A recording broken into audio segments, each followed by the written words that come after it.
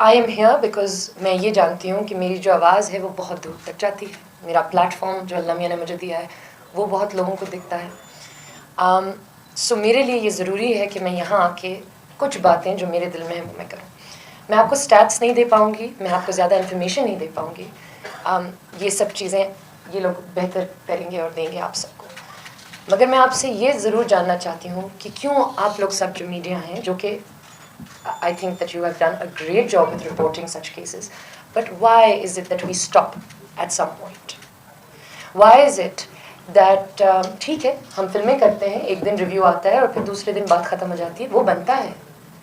लेकिन जब एक लड़की जिसको सेक्सुअली अब्यूज़ किया गया है, जिसके हाथ पाँव दांत तक तोड़ दिए गए हैं, जो ठंड में बाहर बारिश के नीचे उसको सड़ने के लिए छोड़ दिया है, मैं ये जानना चाहती हूँ कि ये रिपोर्ट एक दिन नहीं हर साल फ्रंट पेज पे आनी चाहिए। That is what I demand.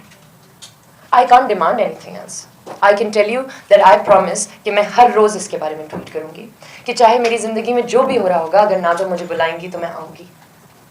So I would like the same from you if possible, क्योंकि आप लोग बहुत पावरफुल हैं, बहुत पावरफुल हैं। So please let's not stop reporting this. Now let's talk about the laws. जैसे आपने कहा,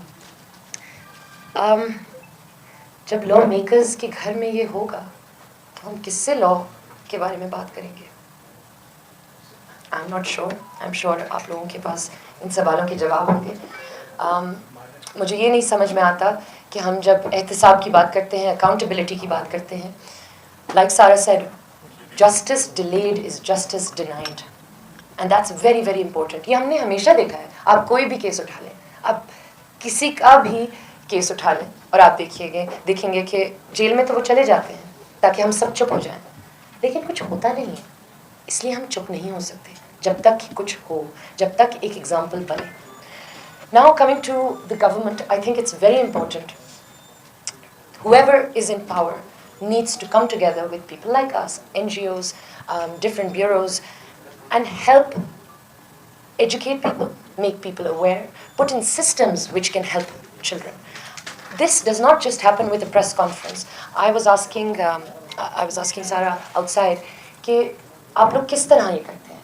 तो उन्होंने कहा कि एक हेल्पलाइन है, आप उस हेल्पलाइन पे कॉल कर सकते हैं। वो सारे आई थिंक सूबों के लिए है, right? That's 1121. 1121. Yeah. So it's not just Punjab, it's not just saying it's for all over Pakistan, am I correct? That's Okay. true, yeah. And you can call. So I said अच्छा मगर call करके फिर क्या होता है? क्योंकि बात तो ये है कि जब हम कॉल करेंगे, आप उस बच्चे को उठा लेंगे, उसके बाद क्या? क्योंकि एक्चुअली तो भेजा उनके माँ बाप ने है, correct? True. So actually they take those children in, educate them, give them skills, which is very very important, because we don't just need to save children, we need to empower the children, right?